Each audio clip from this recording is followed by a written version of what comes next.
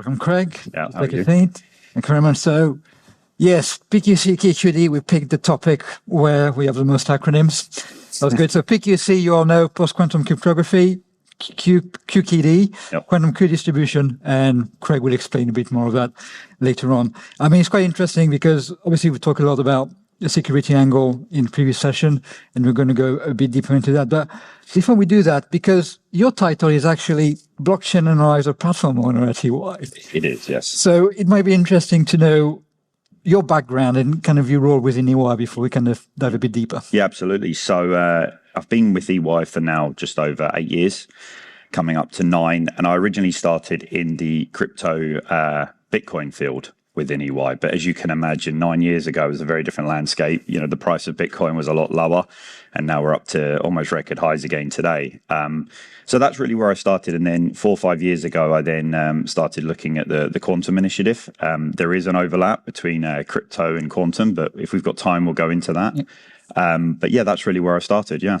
So cross-service line across all of the kind of, assurance, tax, consultancy service lines that we've got in EY. Yeah. So obviously there's some level of overlap between crypto, blockchain, quantum, and those kind of things. So, but moving on into quantum, because it's obviously the title of our conference today, you must see kind of a lot of interest from different parts of the business within EY. Can you maybe tell us a bit more about that? Yeah, absolutely. So we're kind of taking like a two-prong approach within EY here. So we're looking at it, of course, internally, across all of the service lines, because we feel that there is an impact of quantum coming using quantum computing across a range of services, especially in our kind of forensics fraud detection department, which is huge. And then obviously we're looking at it for assurance, audit, and the impact of quantum computers in the calculation space and random numbers and essentially all of that. But also, more importantly, we're also looking externally to our clients. So how can our clients leverage quantum computer? But more importantly, how can they get protected against the quantum threat, which we'll talk about, of course, yeah. Well, and I also know you're engaging with, got alliances with many, many different vendors. If you want to say a bit more about what you've been doing within EY with kind of the larger companies which are also in the field. Yeah, exactly. So we've got strategic alliances with both IBM and Microsoft, who we're working with very closely. Of course, I think it's probably safe to say, we've been working with IBM with their quantum computer. They've been in this space for very long, and we've obviously seen more recently Microsoft have come into the game with their new quantum chip only a couple of months ago now. So we're obviously very excited to see how that develops and with our strategic alliances and using it. And I've actually had a chance to play with the Qiskit and the quantum computer at IBM, which has been very exciting, and playing around with the circuits and things like that. So yeah. And how important, I guess, is our collaboration in terms of the security angle, because that's what we're going to be moving into. So sure. Obviously, EY, you will do certain things on your own, but you can't do everything on your own. So how important is that? Yeah, exactly. So yeah, let's talk about the QKD piece, and then we can break it down. I think it's worth noting that everything that we do at the moment, I would say, is safe to say that we anchor it to the NCSC guidelines and advice. Now, of course, that can change and that can grow, and other countries can come out with their own kind of guidance. But for now, we're really anchoring to that. So I'll start with the QKD piece, because I think that's important. So what's very interesting about QKD is, look, it's a fantastic and an exciting technology. However, it does come with some caveats, right? So if you read the NCSC guidance on QKD itself, what they actually say is, look, fantastic, it's tamper-proof, the photons move across the kind of backbone, and then if it's interrupted, then it's corrupted. So that's really good. However, it doesn't handle the authentication piece, right? So what they're saying is two things really in the guidance and the NCSC is that, look, if you really, really, really want to use QKD, there's a couple of things, which is you need the tech, either side, of course, which is important, but you also need the authentication layer on top. Right. So what they're saying is proceed with extreme caution. And they're saying actually don't use QKD in the military and government space. But if you really want to do it in the private sector, then, you've got to be prepared to invest quite a bit of time and energy into that. And obviously, you've got to make sure that you derive the value from what you're building there, which is kind of the QKD piece. Right. Now, what I would say is that if you continue to read the NCSC guidance, it really says, look, PQC is the gold standard of where we want to go with this, right? So, which is very interesting. And I oversimplify the PQC piece. Is very simple, which is RSA will be essentially replaced by Kyber, and ECC will be replaced by dilithium. Right. And so that's how we simplify it. And what's more interesting is ever since the guidance and obviously the standards come out from NIST, we're seeing a real uptick in demand from clients, right, who are calling us and saying, look, we've seen this come out. How can we get quantum ready? You know, what does quantum readiness look like? Right. So what's really happening in the field is, you know, these companies are rolling out their architecture, right? And they're getting their red pen out and they're going, right, I need to circle where RSA is, right? That's a risk. I need to circle where ECC is. And that is a huge, you know, undertaking for a company, right? And that's where EY is actually helping on the field, sitting down, doing that readiness assessment. Yeah. Yeah. I mean, so just maybe a reminder to everyone in the room, because they don't know, the National Cybersecurity Center in the UK kind of put down some kind of a timeline a couple of months ago. They did. Basically going 2028, define your migration goal, 2031, carry out your early highest priority PQC migration activity, 2035, complete migration of PQC of all your system. That's basically it. I kind of want to follow up on that. So maybe if you want to say a few more, but we hear a lot of dates. So on the one hand, we hear a lot of dates. On the other, where we don't know when it's happening yet. Yes. So if you're a business, I mean, even I'm confused, but I get easily confused, so that's fine. But in general, if you're kind of a business user, kind of a business executive, and you're like, you got the UK saying 2035, you got NIST saying kind of 2030 and also 2035, and then when you go and ask, we need to do quantum, but when is it going to happen? We don't know. So, or do you kind of fit those two things together, I guess? Right. So the way that I look at it is I actually look at it the other way around, right? So there's going to be, the jury's out on the dates, okay? We know that, right? You know, how accurate the dates, we don't know. The way that I would look at it is NIST have released the official standards, right? So I would say the timer starts now as opposed to, you know, these other timelines, right? So what I would say is, look, it took them, I think it took NIST like around 8 years to officially certify these standards. Suddenly, they're released.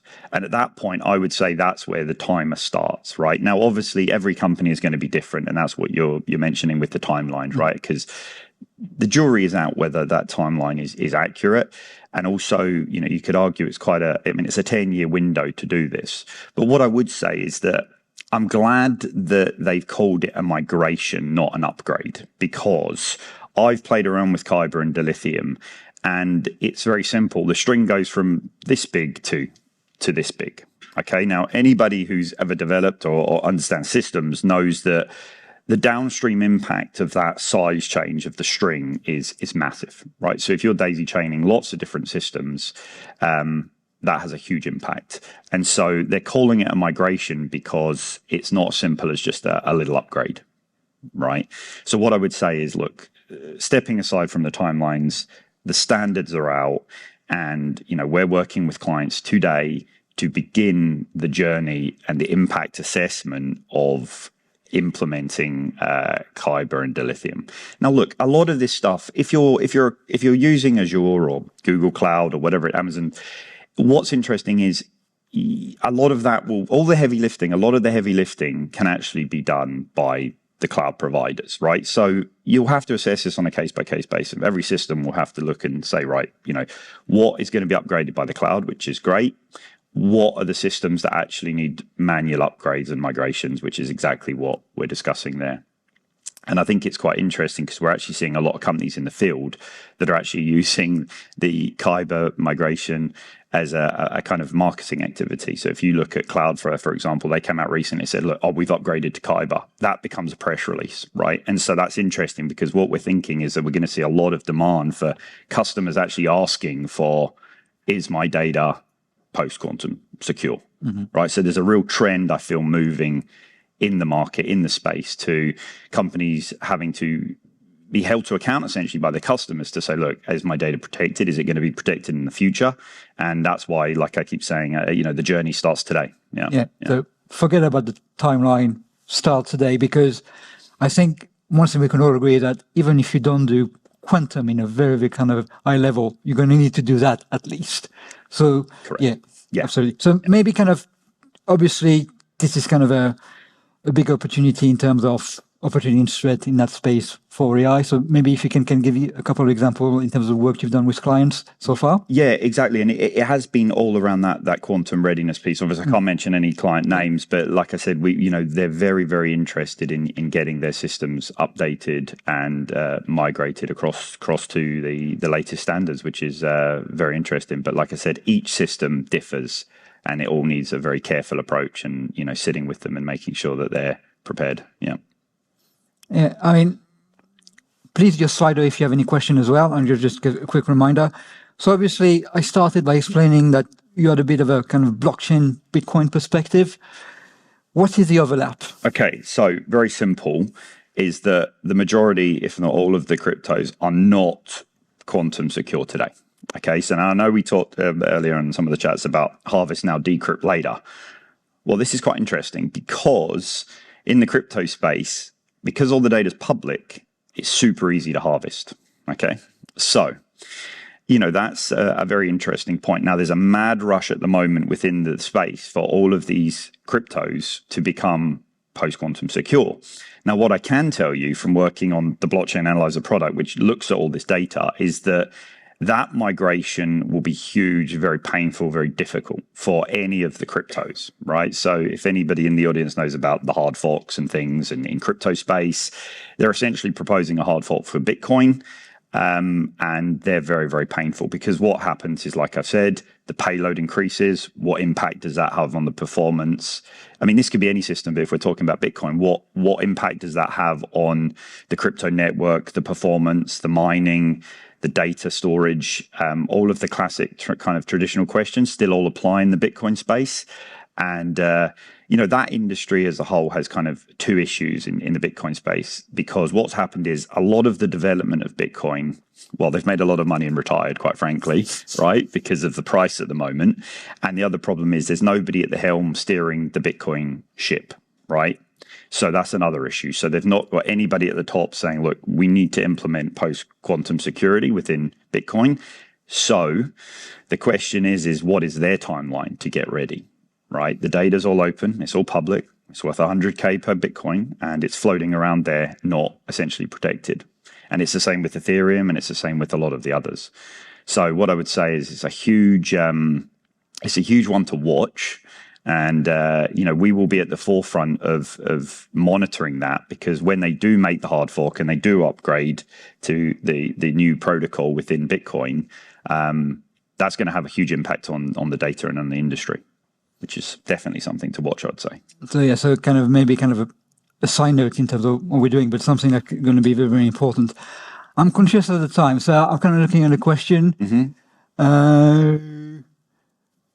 Is there one you particularly like in the next 90 seconds? Yeah, the impact are kind of going to have we've just talked about that, right? Yeah, and I think it'll be very interesting to see. Is it impossible, or even QKD won't be part of this? Will people be more difficult, expensive if it comes to the majority of data stored on premise? I would say it would be more around the architecture. So in theory, in theory, I would say on premise would be more expensive if you've got custom applications running on prem. So yes, I would say that's absolutely true in terms of the on premise piece. That's a very good question, actually, because like I said, the cloud is out of the control, and therefore that will be picked up by the big players in the game, which obviously will be very painful for them to do. Yeah. But obviously that's what you're paying for, right? But obviously if you've got on-premise custom solutions, that's where the majority and the bulk of the work is going to have to be. Yeah. We've got less than a minute to go, so I kind of ask you a very kind of simple and difficult question at the same time. Okay. But you're a company coming to you today, and they say, I want to get quantum ready for security. What are kind of the main thing you kind of need to tell them to do? What is the first thing they need to do in order to get into that journey? Yeah, I would say, start now, sit with us, have a conversation, and more importantly, read the NCSC position. And because it does make a lot of sense, and it is in plain English, actually, it's quite a good read. I would say start there and talk to us, and then start getting ready. Yeah. Okay, start getting ready if you haven't already, because you're probably already too late. There we are. We've got 10 seconds to go. I think we can leave it there. Thank you very much, Craig. Thank you very much. Thank you very much. Cheers. Jason, back to you. Cheers.